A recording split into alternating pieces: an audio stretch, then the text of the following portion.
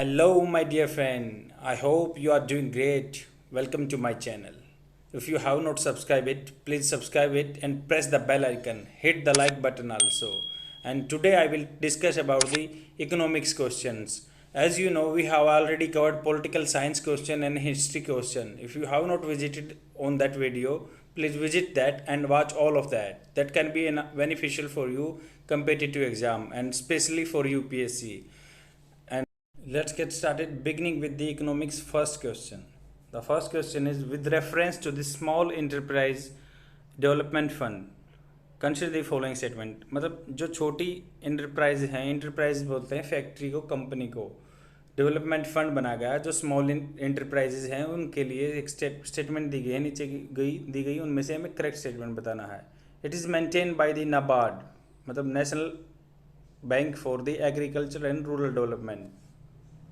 And the second statement is the shortfall in the priority sector lending. जो priority sector lending है for public sector banks are deposit in SDDF. मतलब क्या है, अगर मान लो जो shortfall है पब्लिक सेक्टर बैंक बोलते हैं जो गवर्नमेंट का बैंक होता है. गवर्नमेंट बैंक जो है अगर उनमें शॉर्टफॉल पड़ रहा है, कमी पड़ रही है, प्रियोरिटी सेक्टर लैंडिंग नहीं कर पा रहे, तो जो फंड है वो जमा हो जाता है, इसमें फंड में जमा हो जाता है स्मॉल इंटरप्राइज डेवलपमेंट फंड में. विच of the given statement is correct. आप अपना आंसर मार्क कीजिए और यहाँ पे आप अटेम्प्ट करोगे, गलत होगा कोई दिक्कत नहीं है, बट यहाँ से कुछ ना कुछ सीख के जाओगे.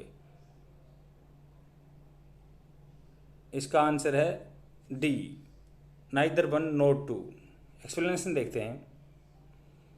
इसमें बोला गया कि फर्स्ट स्टेटमेंट इनकरेक्ट इसलिए है क्योंकि जो रूरल इंफ्रास्ट्रक्चर डेवलपमेंट फंड होता है, मतलब जो रूरल डेवलपमेंट करते हैं, ग्रामीण क्षेत्र का इंफ्रास्ट्रक्चर का डेवलपमेंट करने के लिए नाबार्ड बैंक बनाया गया है. और small enterprises development fund was set up in maintain the small SIDBI bank, मतलब small industry and development bank of India, SIDBI. NABARD को रूरल एरिया डेवलपमेंट के लिए बनाया गया है और स्मॉल इंडस्ट्री के लिए सिडबी बैंक को बनाया गया है. और सेकंड स्टेटमेंट इसलिए इनकरेक्ट है क्योंकि दो शॉर्टफॉल जो प्रियोरिटी सेक्टर लैंडिंग में है कंट्रीब्यूट होगा रूरल के लिए. मान लो गवर्नमेंट बैंक में प्रियोरिटी सेक्टर लैंडिंग के थ्रू लोन नहीं दे पा रहे, तो वो रूरल एरिया के डेवलपमेंट के लिए यूज़ होगा, ना कि इनके लिए स्मॉल इंटरप्राइजेज के लिए. स्मॉल इंटरप्राइजेज के लिए होगा जो फॉरेनर बैंक है, अगर उसकी प्रियोरिटी सेक्टर लैंडिंग कम पड़ रही है तो वो उसको फंड में जमा होगा जो कि इंडस्ट्री का डेवलपमेंट करेगा. सेकंड क्वेश्चन देखते हैं. With reference to the poverty line in India which of the following statements is incorrect. मतलब पॉवर्टी लाइन को लेके क्या कौन सी स्टेटमेंट इनकरेक्ट है. और इनकरेक्ट को इसलिए मार्क किया है क्योंकि पहले ही ध्यान रखना है कि इनकरेक्ट पूछा है करेक्ट. कई बार करेक्ट पता होते हुए भी आंसर हम गलत मार्क करके आ जाते हैं क्वेश्चन पेपर में, क्योंकि हम करेक्ट के हिसाब से आंसर मार्क करके आ जाते हैं और वो दिया पूछा गया होता है इनकरेक्ट. स्टेटमेंट देखते हैं. स्टेटमेंट ए है after the abolition of the planning commission Ministry of Statistics and Program Implementation is entrusted with the determining the poverty line. जो एबोलिश किया गया प्लानिंग कमीशन, उसके बाद ministry of statics and programme implementation को क्या responsibility दे दी गई. Entrusted with, entrusted होता है क्या, उसको प्रदान करना पावर पॉवर्टी लाइन की डिसाइड करने की. And the B statement is the current poverty line in India based on the Rangarajan committee recommendation. जो करंट में जो पॉवर्टी लाइन है क्या वो रंगाराजन कमेटी की रिकमेंडेशन पे है. And the C statement is the last poverty estimates were release by the planning commission in 2011 and 12. जो लास्ट पॉवर्टी लाइन डिसाइड की गई 2011-12 में प्लानिंग कमीशन के द्वारा की गई. And the D is the current methodology followed to arrive the estimate poverty line in based on the per capita consumption expenditure on commodities and services. इसमें बोला गया करंट मेथोडोलॉजी है, जो तरीका है, follow the arrive estimate poverty line पे per capita consumption expenditure of commodity and services. जो हम पर पर्सन कैपिटा, मतलब जो एक आदमी सर्विसेज पे या कमोडिटीज़ पे चीज़ खर्चा करता है, उस पर पावर्टी लाइन डिसाइड हुई है. आप अपना आंसर मार्क कीजिए. सॉल्यूशन है इसका बी आंसर इसका इनकरेक्ट है. स्टेटमेंट ए इसलिए करेक्ट है क्योंकि नीति प्लानिंग कमीशन के होने के बाद NITI Aayog periodically estimate poverty line and poverty ratio for each year. NITI Aayog planning commission के जाने के बाद नीति आयोग इसको हर साल पावर्टी लाइन को जज करता है. एंड सैंपल एंड कहाँ पे होता है, ये ministry of statistics and programme implementation ministry है, ये सर्वे इकट्ठा करती है एवरी 5 ईयर में, मतलब 5 साल में। Normally these surveys are conducted by every 5 year. Statement B incorrect है, जो कि हमारा आंसर करेक्ट है, वैसे स्टेटमेंट इनकरेक्ट है। इन 2014 the government had scraped the Rangarajan committee, मतलब रंगाराजन कमेटी ने जो एस्टिमेट दिए थे उसको स्क्रैप कर दिया था, अबोलिश कर दिया था, क्योंकि 100 मिलियन मोर पुअर वीजा वीज in the last estimate based on the Tendulkar committee report. क्योंकि जो तेंदुलकर कमेटी की रिपोर्ट थी उससे ज़्यादा उन्होंने 100 मिलियन और ज़्यादा को गरीब रेखा के नीचे ला दिया, तो उसको खारिज कर दिया गया 2014 में हमारी गवर्नमेंट ने कि ये रंगाराजन कमेटी की जो रिकमेंडेशन है वो अच्छी नहीं है। क्योंकि उसने क्या किया था, रंगाराजन कमेटी ने कि हेल्थ पे, एजुकेशन पे, इन पे पैरामीटर पे कि कितना एक आदमी नॉर्मल ह्यूमन बीइंग अपना पैसे पे एजुकेशन पे खर्च करता है या हेल्थ पे खर्च करता है, उस पर डिसाइड किया था बिलो पॉवर्टी लाइन को। इसलिए इंडिया में इतने ज़्यादा और बढ़ गए थे। फिर उसको गवर्नमेंट ने स्क्रैप कर दिया, क्योंकि ज़्यादा बीपीएल फैमिली शो हो रहे थे डाटा में। और कोई भी गवर्नमेंट अपना बुरा नहीं चाहती कि अगर बीपीएल ज़्यादा डिसाइड होंगे या स्टैटिक्स ज़्यादा होंगी तो उसको लिए हार्मफुल हो सकता है आगे वोट एक्रू करना। तो ये सुरेश तेंदुलकर कमेटी 2009 में बनी थी और इसकी 2004 में बनी थी और रिकमेंडेशन आई थी इसकी 2009 में। इसने बिलो पॉवर्टी लाइन जो है, जो बीपीएल बोलते हैं 2000, इसमें क्या है कि उसमें बेस लिया गया था कि आदमी कितना कमोडिटीज एंड सर्विसेज पे खर्च करता है, क्योंकि इससे पहले कैलोरी पे बीपीएल डिसाइड थी, बीपीएल लाइन। अगर मान लो अर्बन एरिया में रहता तो 2100 कैलोरी उसको कंजप्शन का नीड थी, और उससे नीचे अगर वो कंजम नहीं कर पा रहा, खा नहीं पा रहा, कंज्यूम नहीं कर पा रहा, तो उसको बीपीएल बोला गया था। और गांव के लिए 2400 कैलोरी पर हेड थी।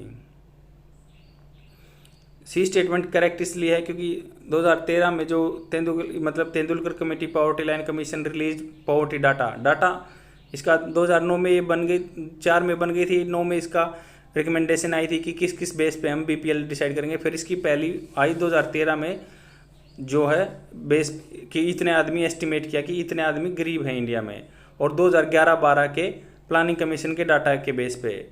और कितने पुअर हैं, लगभग 270 मिलियन, मतलब 22% के आसपास इंडिया में गरीब आदमी हैं। After no official poverty estimates in India has been release, उसके बाद 2011-12 के बाद कोई ऑफिशियल डाटा पॉवर्टी लाइन का नीचे आया नहीं है। और हमें याद रखना कि सुरेश तेंदुलकर, आप सचिन तेंदुलकर को याद कर सकते हो, ऐसे बोल सकते हो कि तेंदुलकर कमेटी, सचिन ने पैसे का मापदंड किया था इंडिया में कौन कौन गरीब है। लगभग 22% पर्सन हमारे इंडिया में गरीब हैं 2011-12 के डाटा के आसपास, और नियर अबाउट 270 मिलियन पीपल हैं जो इंडिया में गरीब हैं।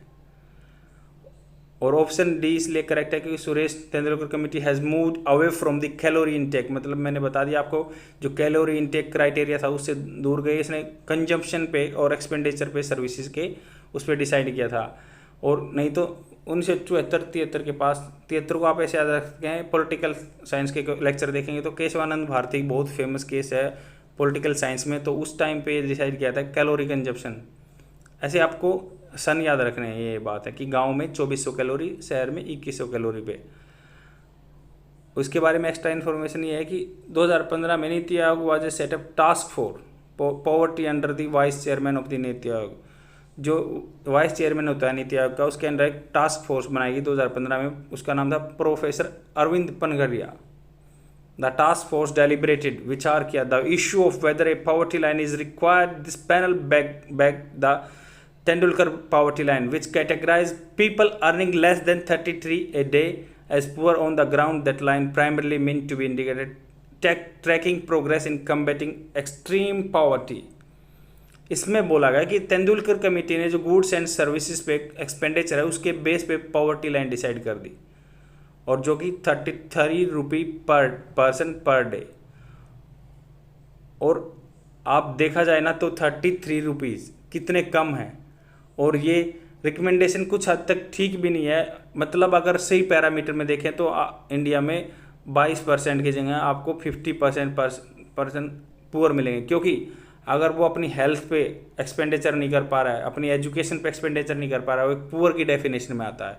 और आपको पता ही है क्योंकि पेंडेमिक सिचुएशन चली हुई है, अगर इसमें बहुत सारे बंदे बिलो पॉवर्टी लाइन आ रहे हैं क्योंकि उनके इन पॉकेट से अपनी इनका खर्च हो रहा है। और हमारे इंडिया में यूनिवर्सल हेल्थ स्कीम के लिए आज तक कोई प्रोग्राम नहीं है, और बहुत सारे डेवलप कंट्री या डेवलपिंग कंट्री ने भी ऐसा प्रोविज़न कर रखा है कि उनको हेल्थ फैसिलिटी फ्री में प्रोवाइड होगी। नेक्स्ट क्वेश्चन देखते हैं।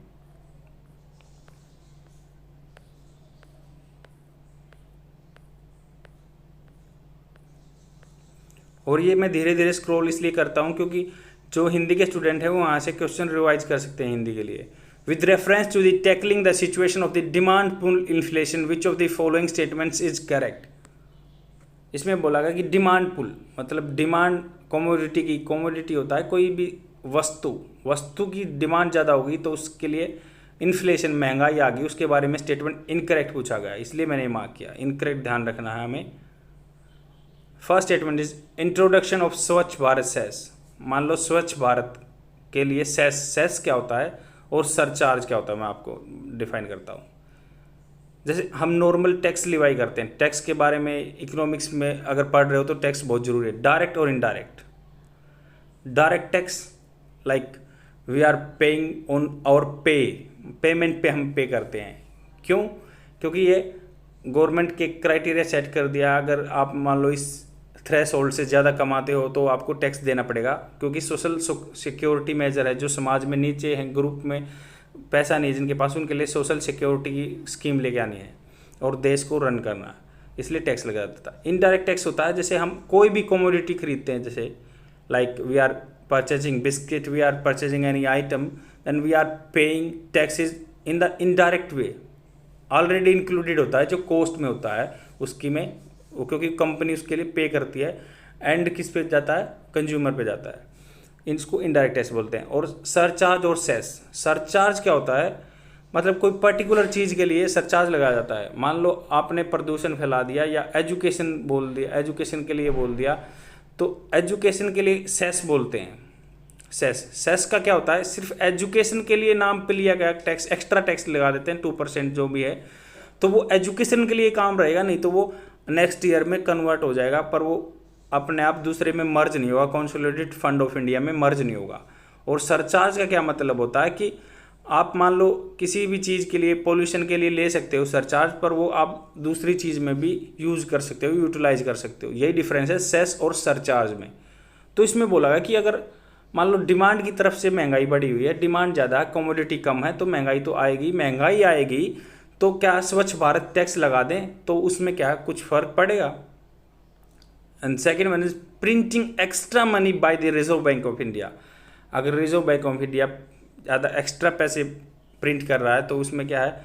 डिमांड पुल जो इन्फ्लेशन है उस पर इफेक्ट पड़ेगा, पॉजिटिव इफेक्ट की बात कर रही है। Introducing a new line of subsidy, मतलब सब्सिडी की नई लाइन है कि इतनी इतनी ज़्यादा सब्सिडी बढ़ा दी गई है, इससे क्या उस पर पॉजिटिव इफेक्ट पड़ेगा? उसको मतलब इराडिकेट कर सकते हैं या मिनिमाइज कर सकते हैं जो डिमांड पुल इन्फ्लेशन है, मांग की वजह से जो महंगाई बढ़ी है। करेक्ट आंसर सेलेक्ट करना है, आप अपना आंसर मार्क कीजिए। देखो मैं आपको जनरल वे में बताता हूँ, क्योंकि इकोनॉमिक्स को जनरल वे में जब तक नहीं समझेंगे चीज़ें थोड़ी सी ब्लर्ड रहेंगी, वेग रहेंगी। क्या होता है? सेकंड और थर्ड इसका आंसर करेक्ट है। देखो डिमांड होती है, डिमांड साइड इन्फ्लेशन, एक होता है सप्लाई साइड इन्फ्लेशन।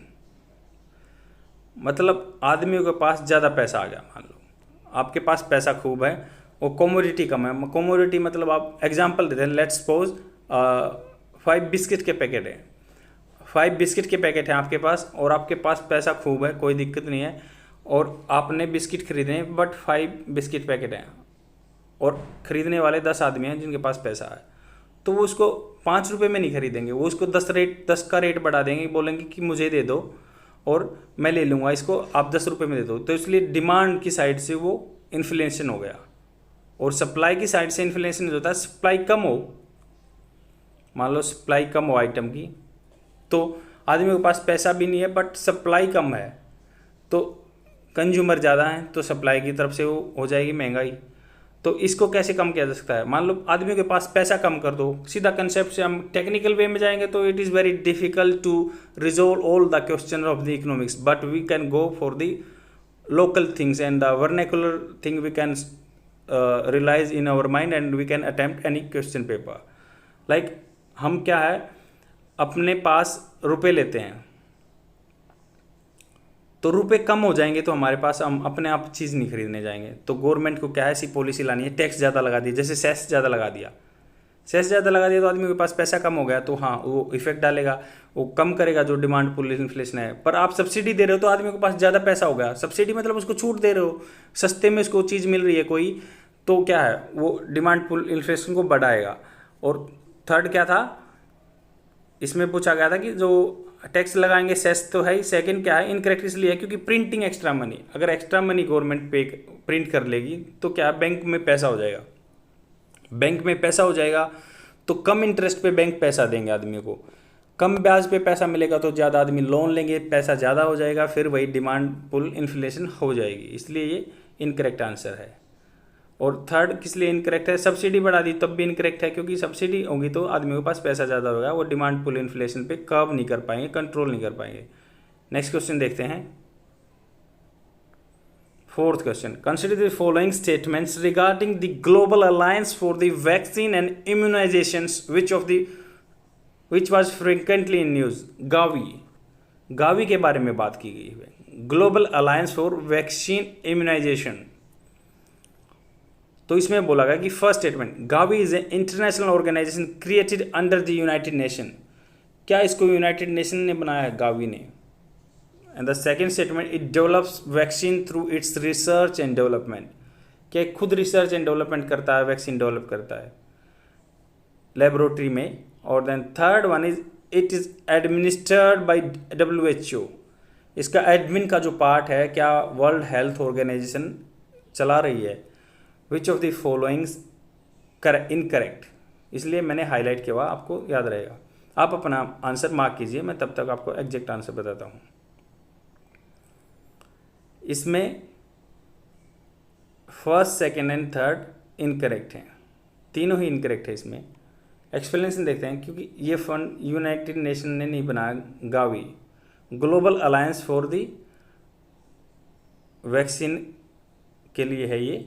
तो इसमें क्या है, 2020 में यूके, अब पिछले ही साल यूके इंग्लैंड ने चालू किया, होस्टेड वर्चुअल की थी, ऑनलाइन की था जो मीटिंग थी, समिट थी।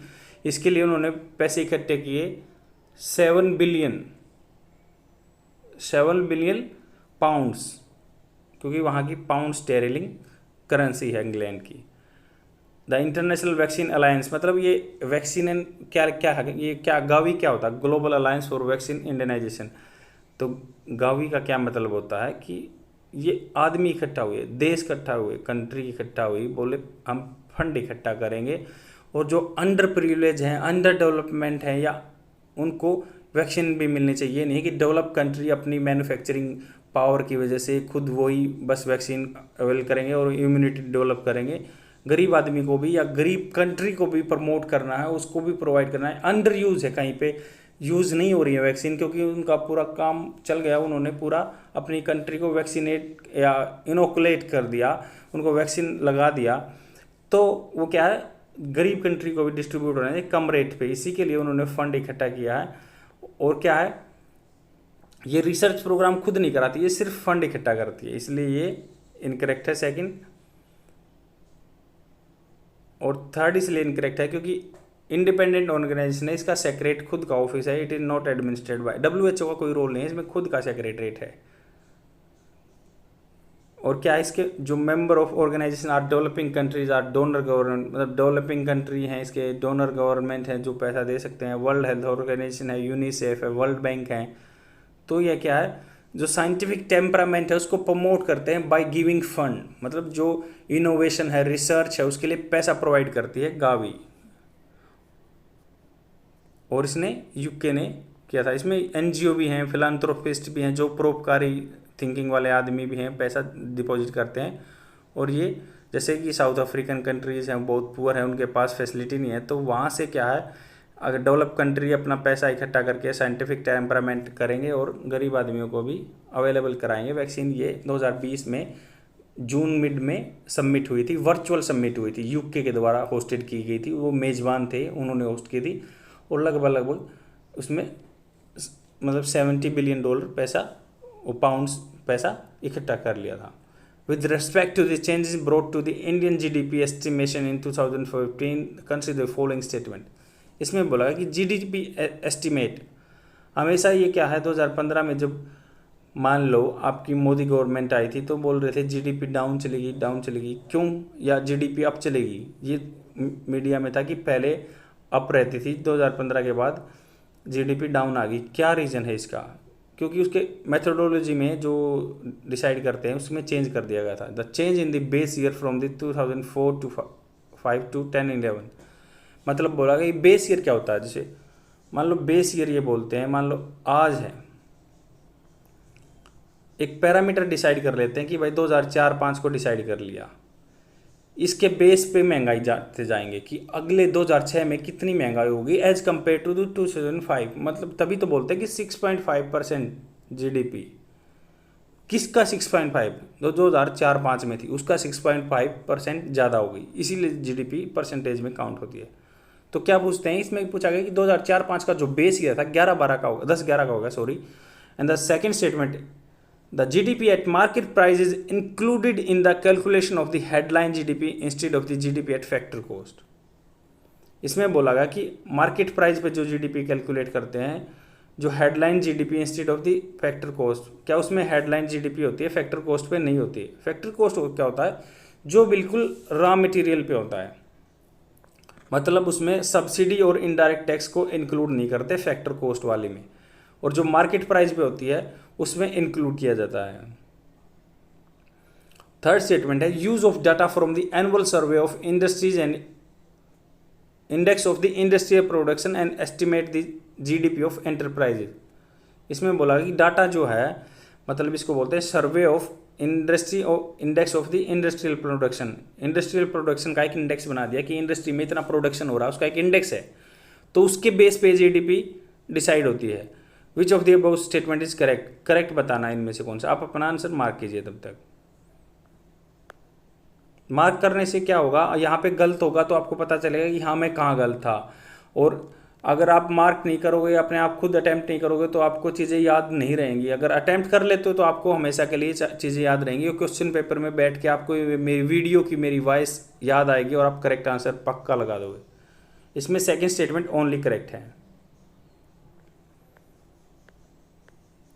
फर्स्ट स्टेटमेंट इनकरेक्ट इसलिए है क्योंकि बेस ईयर क्या था, 2004-5 से 11-12 किया था, ना कि 10-11 किया था, और तभी मेरी ज़ुबान से, क्योंकि मैंने तो पढ़ा हुआ है 2011-12, इसलिए मेरी ज़ुबान से स्लिप हो गया था, टंग स्लिप हो गई थी कि 2011-12।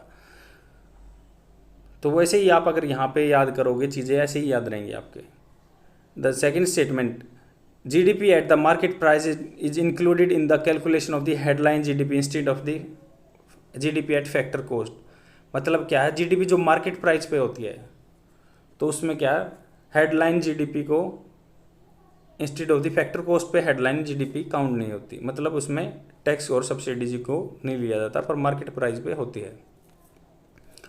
Use of data from the MCA, ministry of corporate affairs बोलते हैं एमसीए को, मिनिस्ट्री ऑफ कॉर्पोरेट अफेयर्स 2021, मतलब ये डाटा इकट्ठा करती है फ्रॉम डाटा इंस्पेक्ट, मतलब क्या है, एनुअल सर्वे की बजाय MCA 21 का डाटा लिया जाता है, जो मतलब बोला गया था data index of industrial production data वो नहीं लिया जाता इसमें। MCA 21 का डाटा लिया गया था 2015 में मेथोडोलॉजी में। 6 क्वेश्चन देखते हैं।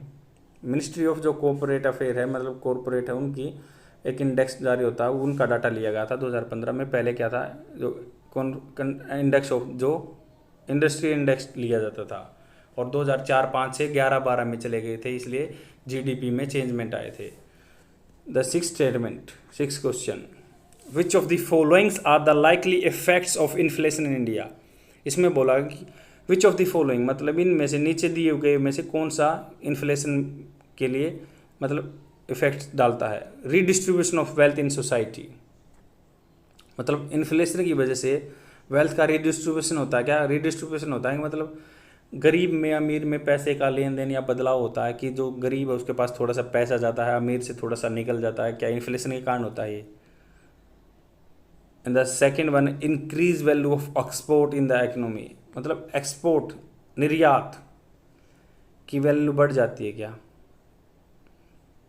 And the third statement, increase nominal value of the income, nominal value क्या इनकम की बढ़ जाती है, मतलब आप पैसे ले रहे हो, जैसे मान लो 100 रुपये पेमेंट आपकी, मान लो नॉमिनल होता है फेस वैल्यू, फेस वैल्यू आपकी बढ़ जाती है, मान लो 100 से 120 रुपये हो गई, फेस वैल्यू तो बढ़ गई बट चीज़ें यहाँ पे महंगी हो गई, सारी जो मार्केट में प्राइस हैं चीज़ों के, सब्जी वगैरह सब महंगा हो गया। तो आपको क्या, इधर तो आप सेविंग कर भी पा रहे थे 40 रुपीज़ की, क्योंकि आपका 60 रुपये में काम चल जाता था, इधर शायद आपको 80 रुपये खर्च करना पड़े आपके पास, या मान लो सपोज 100 रुपये खर्च करना पड़े, 20 रुपये सेविंग हो। यही बोलते हैं कि नॉमिनल वैल्यू बढ़ी। और increase employment in the short run, क्या एम्प्लॉयमेंट बढ़ जाएगी, इन्फ्लेशन आएगी तो शॉर्ट रन में, छोटे दौरान के लिए। करेक्ट आंसर आपको बताना है, एग्जैक्ट आंसर मैं आपको बिल्कुल एक्सप्लेनेशन के साथ बताता हूँ, जिसको आप हमेशा के लिए याद रख सकते हो। फर्स्ट, थर्ड एंड फोर्थ इसका करेक्ट है, मतलब सेकंड इनकरेक्ट है।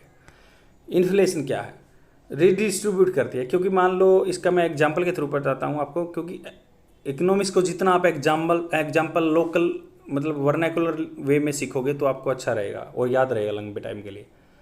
मान लो 100 रुपये आपके पास, आपने किसी को उधार दे दिए तो आपने मतलब आप हो गए लेंडर, पैसा देने वाले, जिसने उधार ले लिया बोरोवर हो गया। अब मान लो 100 रुपये इसने ले लिए थे 2000, बोरोवर ने 2015 में, और 2020 में महंगाई बढ़ गई,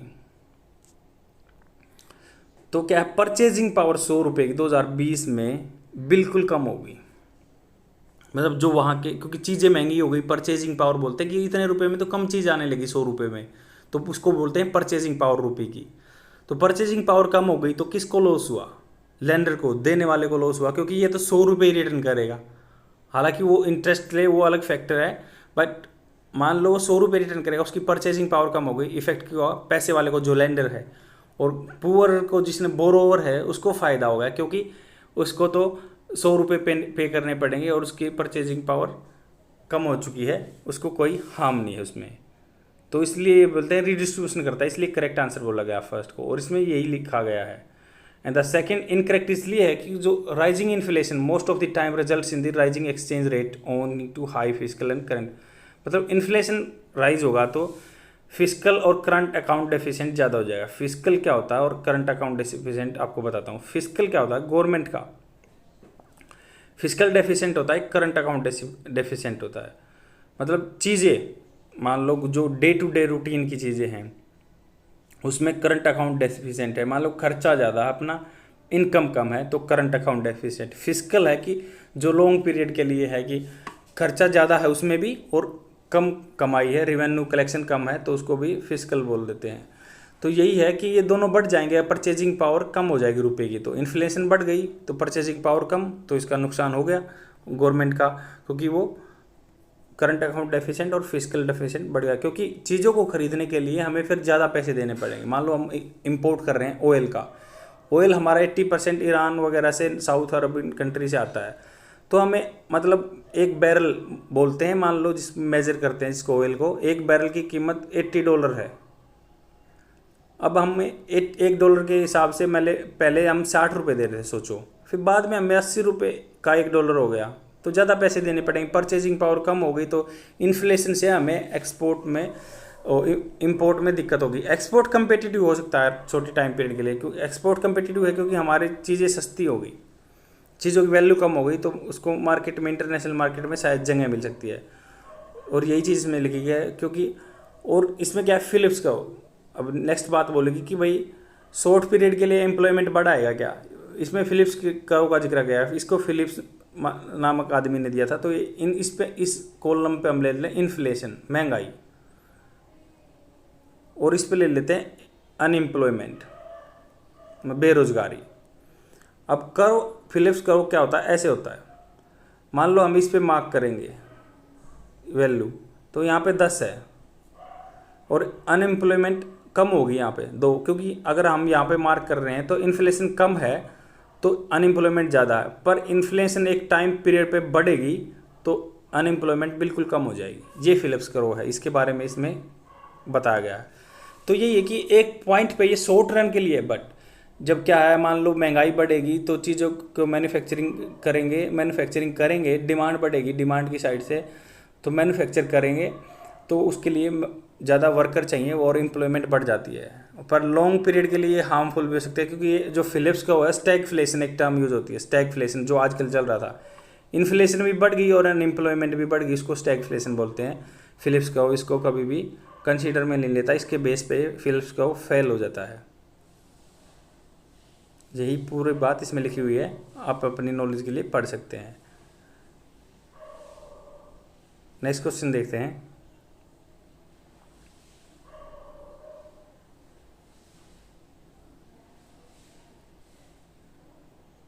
और इकोनॉमिक्स का पेपर में हमेशा ही ऐसे मतलब क्वेश्चन कैसे सोल्व करने हैं कि उसकी टेक्निकलिटी में जाओगे तो आप पजल हो जाओगे। आप उसको बेसिक वे से सोचना कि हाँ इसमें ऐसे हो सकता है, तो आपका क्वेश्चन एक्यूरेट मिलेगा हमेशा। With reference to the waterfall mechanism which was in the news recently, which of the following statements. Waterfall mechanism अभी रिसेंटली ये न्यूज़ में था, उसके बारे में स्टेटमेंट दी गई हैं, कौन कौन सी करेक्ट हैं। A statement. It is a revenue sharing model under which uniform licenses are provided for the exploration and production of the all hydrocarbons. जो हाइड्रोकार्बन, जैसे हाइड्रोकार्बन कोयला हो गया, आपका पेट्रोल हो गया, तो उसमें क्या है, यूनिफॉर्म लाइसेंस मतलब क्या है, इस मॉडल के थ्रू एक मतलब मॉडल बना दिया, उसके थ्रू लाइसेंस दिए गए exploration and production of all form of the hydrocarbon, मतलब हाइड्रोकार्बन के लिए लाइसेंस दे दिया गया, एक मॉडल बना दिया गया। It is a mechanism which outline the order of priority for repayment creditors in the event of the liquidation. Liquidation कैसे होता है, मान लो लिक्विडेशन उस टर्म के लिए यूज होता था, कोई कंपनी है इंसॉल्वेंट होगी, दिवालिया हो गई, उसका दिवाला निकल गया, अब वो इसका लिक्विडेशन होगा, मतलब उसके शेयर्स हैं उनको बेचा जाएगा, शेयर्स बेचा जाएगा, पैसा कमाया जाएगा, पैसा कमा लिया गवर्नमेंट ने, वापस रिकवर कर लिया। पैसे को क्या है, किस बेस पे, जो उसके शेयर होल्डर से या जिन्होंने क्रेडिटर, जिन्होंने पैसा जमा कर रखा था, पैसा लोन पे दे रखा था उसको, तो उनको पैसा कैसे मिलेगा। उसमें एक टर्म आती है सिक्योर क्रेडिटर। सिक्योर्ड वो होता है जिसने भाई मॉर्टगेज दे रखा है, जिसमें, और अनसिक्योर्ड होता है जिसने कुछ नहीं दे रखा, बस डॉक्यूमेंटेड बात है वहाँ पे। तो मॉर्टगेज होता है कि आपने कुछ गारंटी दे रखी है, उसको बोलते हैं सिक्योर्ड क्रेडिटर। और सी है इसका, it is a new process awarding contracts where original prosper will get chance to accept the new proposal it's if it is an improvement over the original proposal. इसमें बोला गया कि contract देने की क्या कोई प्रणाली है क्या, ये जो वाटरफॉल मैकेनिज्म बोलते हैं। डी है, it is a mechanism through private operators of the Tejas train be charge to the usages of the railway infrastructure. मतलब इसमें बोला गया कि जो तेजस ट्रेन चल रही है वो रेलवे का इंफ्रास्ट्रक्चर, जैसे पटरी यूज़ कर रही है तो उसका इंफ्रास्ट्रक्चर यूज़ कर, प्लेटफॉर्म यूज़ कर रही है, उसके लिए उनको जो पैसा पे करते हैं वो उसको क्या, वो वाटरफॉल मैकेनिज्म बोलते हैं। आप अपना आंसर मार्क कीजिए, इसका आंसर बी है। मतलब ये इसमें एक्सप्लेनेशन में दिया हुआ है कि national complete law appellate tribunal, मतलब क्या होता है, ये एक तरह की जुडिशियल बॉडी है। जुडिशियल में न्याय से संबंधी है, कोर्ट जैसी है, बट एक ट्रिब्यूनल बोलते हैं उनको। जो मान लो हाई कोर्ट में जाने की जरूरत नहीं है, ट्रिब्यूनल में चले जाओ, आपका रिजोल्वमेंट हो जाएगा, क्योंकि जस्ट ये अपीलेट ट्रिब्यूनल है। ये क्या है, इंसॉल्वेंसी के केस देखते हैं, क्योंकि अपनी जुडिशरी में 20-20 साल लग जाते हैं कोई केस रिजोल्व होने के लिए, बट एनक्लेट के थ्रू जल्दी रिजोल्व हो जाता है, इसलिए ये बनाए गए हैं। जैसे अभी भी सहारा कंपनी वगैरह इंसॉल्वेंसी गए थे, तो उनको ये फैसिलिटेट करती है, सहायता करती है कि आदमियों के जो पैसे हैं उनके फंस गए, उनको लिक्विडेशन करेगी और उसको जल्दी प्रोवाइड कराएगी। इसमें क्या है, ओपन एक्रेज लाइसेंस पॉलिसी, जो फर्स्ट ऑप्शन था इनकरेक्ट इसलिए है क्योंकि ओपन एक्रेज लाइसेंस पॉलिसी बोलते हैं उसको। तो जो मान लो exploration and production of all forms the hydrocarbon, जो हाइड्रोकार्बन का एक्सप्लोरेशन मतलब खुदाई करके निकालते हैं, खोज करते हैं, तो उनके लिए जो मॉडल है उसका नाम है open acreage licensing policy. Licensing policy तो इजी टर्म आप याद करो। एक्रेज क्या होता है, मान लो एकड़, आप ऐसे लगो, इसको ऐसे याद कर सकते हो, ओपन एकड़ है, खुला एकड़ जमीन पड़ी है और उसमें हाइड्रोकार्बन खोदने के लिए, एक्सप्लोरेशन करने के लिए, कोयला निकालने के लिए एक पॉलिसी बनाई है, इसका ओपन एकरेज नाम रखा गया है। बी आंसर इसका करेक्ट है। जो वाटरफॉल मैकेनिज्म है वो इंसॉल्वेंट बैंक्रप्सी कोड के लिए बनाया गया, मतलब जो सिक्योर्ड क्रेडिटर हैं सबसे पहले उसको पैसा मिलेगा, फिर उसके बाद अनसिक्योर्ड क्रेडिटर को मिलेगा, और उसके बाद जो बस ऑपरेशन क्रेडिटर हैं जिन्होंने कंपनी में शेयर नहीं थे, बस ऑपरेशन जो काम चलता है उनके लिए क्रेडिट दे रखा है, फिर उसके लिए मिलेगा। इसको वाटरफॉल मैकेनिज्म बोलते हैं। जैसे वाटरफॉल, कोई झरना गिरता है तो झरने में सबसे पहले जो सिक्योर्ड क्रेडिटर हैं उनको मिलेगा, फिर अनसिक्योर्ड को मिलेगा, लास्ट में ऑपरेशनल क्रेडिटर को मिलेगा। सी ऑप्शन जो बोला गया था कि स्विस मेथड नाम है उसका, किसमें बोला गया, कॉन्ट्रैक्ट देने का। स्विस मेथड, स्विस मान लो स्विट्जरलैंड बोलते हैं हम। स्विस मेथड में क्या होता है, मान लो कोई भी प्रोजेक्ट आपको दिया जाता है, उस पर आप अपना वो बताएंगे एक मेथड कि हाँ मैं ये इसमें अमेंडमेंट करूँगा और ये मेरा डेवलपमेंट कर सकता हूँ, उसको ऑनलाइन अपलोड कर दिया जाएगा। दूसरा एक और आएगा बिडर, जो बोली लगाने वाला, कि मैं ये बोली लगाता हूँ, इससे अच्छा मैं फैसिलिटी प्रोवाइड कराऊंगा, कम पैसे में करवाऊंगा। तो कंपटीशन एक डाल देते हैं ऑनलाइन में ही, और फिर एक कमेटी बैठती है, कमेटी को जिसके प्रपोजल अच्छा लगता है वो उसी को हायर कर लेती है, उसको ही स्विस मॉडल बोलते हैं। स्विट्जरलैंड का कॉपी किया होगा। और डी आंसर इसका जो इनकरेक्ट है, क्योंकि बोला गया जो तेजस ट्रेन है वो इंफ्रास्ट्रक्चर ले रही है उससे पैसा, तो उसको होलेज पॉलिसी बोलते हैं, ना कि वाटरफॉल मैकेनिज्म। ट्रेन से आप याद रखते हैं कि मान लो होल की तरह खाली होती है ना ट्रेन, तो वो आप ऐसे याद रखो कि होलेज उसका नाम था कंसेप्ट का, जो तेजस ट्रेन से इंफ्रास्ट्रक्चर प्रोवाइड करने के लिए रेलवे पैसा ले रही है। With reference to the human development index and human capital index, हमेशा हम बात करते रहते हैं वर्ल्ड रिपोर्ट में कि ह्यूमन डेवलपमेंट इंडेक्स इंडिया का डाउनग्रेड होता जा रहा है, बहुत नीचे गई, हम 100 के पार हैं। और ह्यूमन कैपिटल इंडेक्स के बारे में स्टेटमेंट दी हुई हैं, 2 टर्म है। और फर्स्ट स्टेटमेंट है कि HDI है जो ह्यूमन डेवलपमेंट इंडेक्स है, लाइफ एक्सपेक्टेंसी होता है, मतलब कितने साल तक मतलब कोई आदमी न्यूनतम आयु जिएगा। तो बोला गया कि birth as a measure of health, इसमें बोला गया HDI जो ह्यूमन डेवलपमेंट इंडेक्स है क्या यूजेज करता है, life expectancy at the birth as a measure of health, मतलब जन्म के टाइम पे वो उसको मेजर कर लेता है कि कितने बच्चे ने जन्म लिया, उसको HDI में डाल दिया। HCI क्या डालता है, survival, uses survival and stunting rate और at par 5 years of age. Stunting क्या होता है, मतलब 5 साल से बच्चा कितने सर्वाइव किए 5 साल से, क्योंकि वो तो मोर्टेलिटी रेट देखते हैं बर्थ पे HDI में। HCI इसमें क्या है, 5 साल से बच्चा कितने तो मतलब इस लाइफ में सर्वाइव कर रहे हैं 5 साल से जितने बच्चे। दूसरा क्या, स्टंटिंग, मतलब स्टंटिंग होता है जिसकी हाइट कम रही हो उसकी एज के कंपैरिजन में।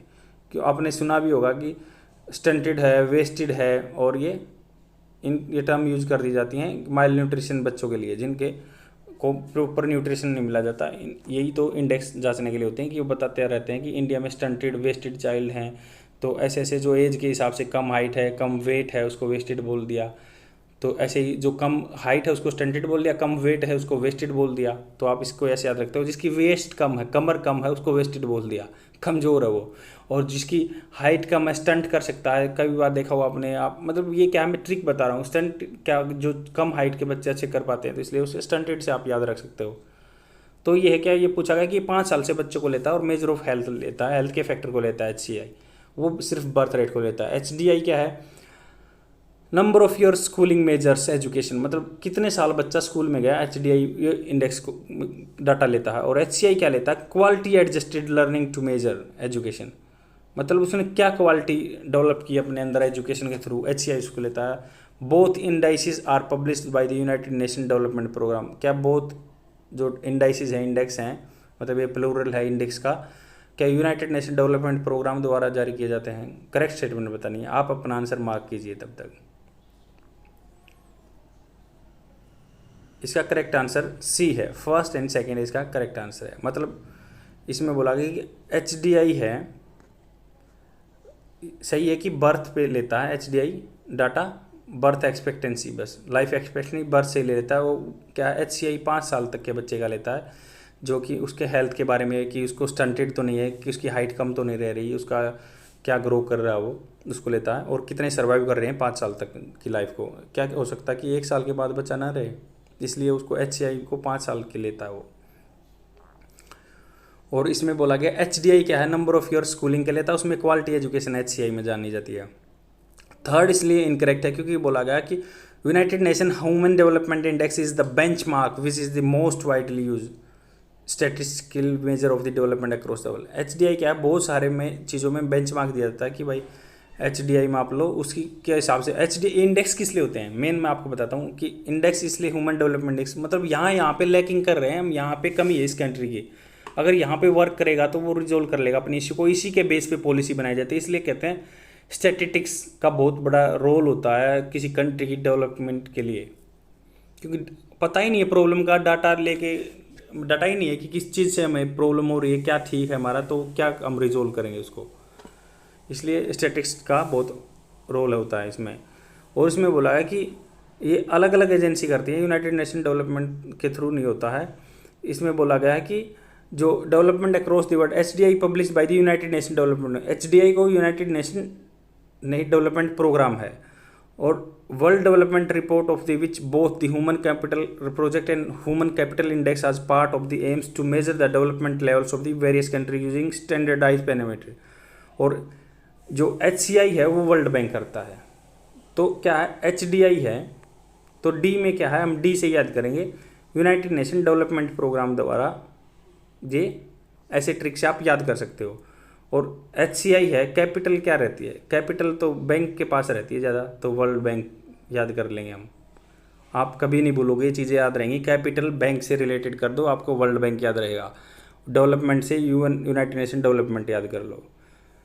तो HCI क्या है, आउटकम को प्रोसेस को करता है। मतलब क्या है, HCI में थोड़ा सा आउटकम को ध्यान दिया जाता है कि क्या आउटकम रही एग्जैक्ट वे की।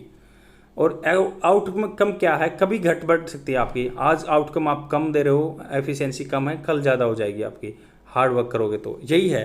तो इसमें क्या है, थोड़ा सा डाटा गड़बड़ रहता है, क्योंकि वो सिर्फ एग्जैक्ट डाटा कभी भी ऊपर नीचे होता रहेगा ऐसे तो, क्योंकि एग्जैक्ट आप उसका मान लो प्रोसेस का मेजरमेंट करोगे कि आउटपुट क्या है। HCI में क्या है कि वो स्टार्टिंग में 0 से 1 तक डिसाइड करता है, रेटिंग देता है 0 से 1 पे। इसमें बोला गया कि between 0 to 1 indicated that expected productivity of child to attain 8 years, मतलब 0 से 18 एज के बीच में वो 0 से 1 ग्रेडिंग दे देगा कि बच्चे ने कहाँ पे लाई कर रहा है, ये बच्चा कितना डेवलप किया है, किस एजुकेशन के मामले में, हेल्थ के मामले में और न्यूट्रिशन के मामले में कहाँ तक ये पहुँचा है। और क्या बोला गया इसमें, the HCI doesn't take in count of capital income, मतलब क्या बोलते हैं, पर कैपिटा इनकम कम है। HCI वर्ल्ड बैंक का जो डाटा है वो कभी भी इनकम को रोल में नहीं लेता, इसलिए इसको ज़्यादा यूज़ नहीं करते। HDI को ज़्यादा यूज़ किया जाता है, जो यूनाइटेड नेशन डेवलपमेंट प्रोग्राम के द्वारा जारी किया जाता है। नेक्स्ट क्वेश्चन देखते हैं।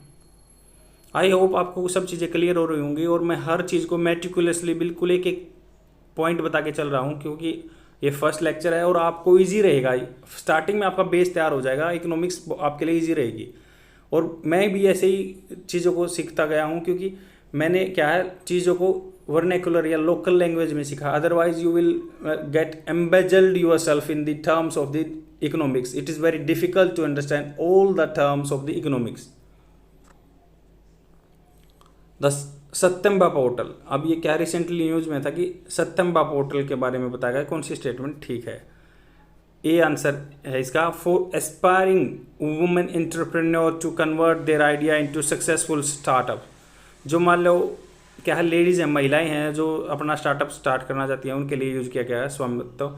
और to promote research and development in the mining, क्या माइनिंग जो क्या होता है, खानों के लिए, खनन के लिए क्या यूज़ किया जाता है ये। To stream free educational content for school student के लिए फ्री एजुकेशन कंटेंट है क्या ये। For handicraft and the other craftsman to sell their product online, जो हैंडीक्राफ्ट्स होते हैं, हाथ की बुनी हुई, मान लो कोई छोटी मोटी टोकरी या हाथ का काम जो होता है, हस्तशिल्प बोलते हैं इसको, या सोल वगैरह जो हाथ से बनाते हैं, क्या उनके लिए है ये। इसका क्या एक्सप्लेनेशन बी इसका करेक्ट आंसर है। मतलब बोला गया साइंस एंड टेक्नोलॉजी योजना फॉर आत्मनिर्भर भारत इन माइनिंग एडवांसमेंट, मतलब ये खनन के लिए है। ये इसकी फुल फॉर्म है साइंस एंड टेक्नोलॉजी योजना फॉर आत्मनिर्भर Bharat in mining advancement is a portal launch by the ministry of mines. Ministry of mines ने लॉन्च किया था।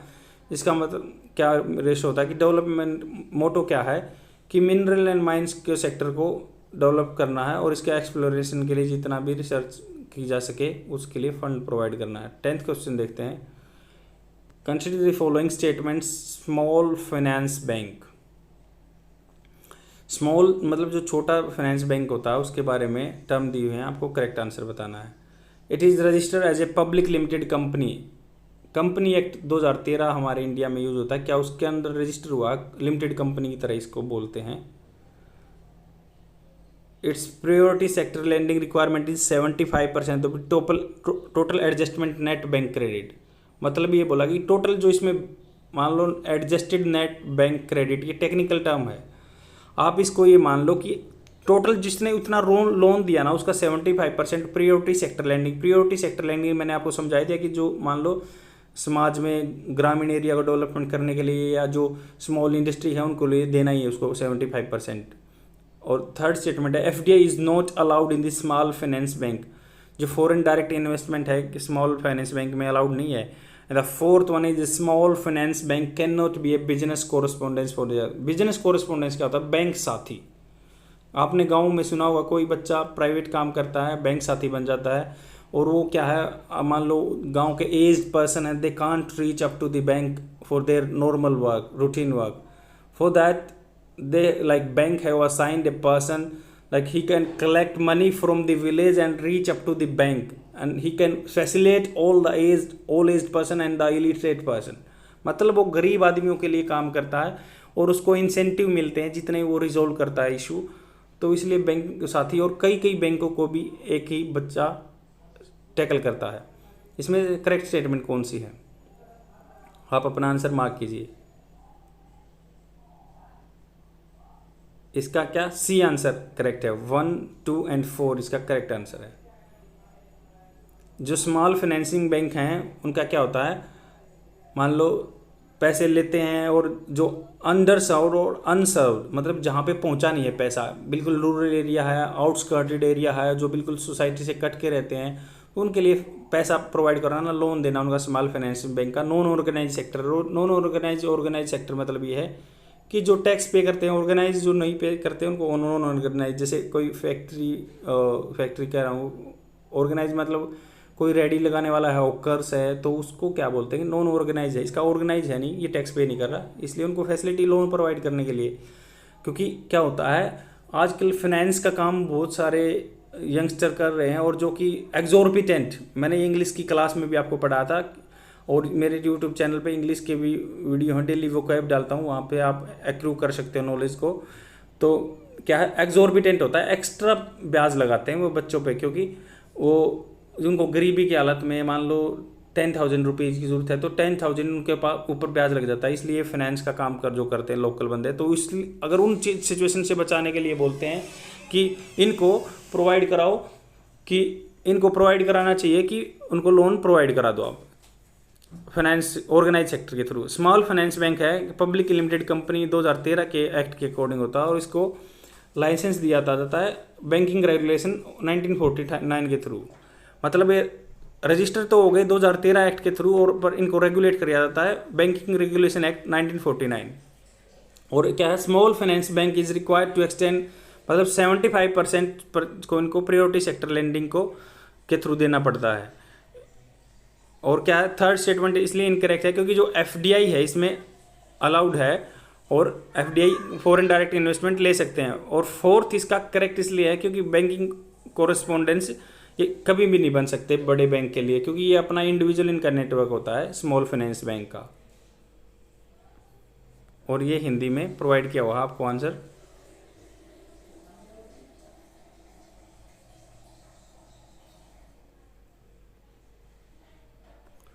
That's all for today friends, and I will come tomorrow with more words or more questions of the economics. Thank you friends and keep learning. I will come tomorrow. Bye.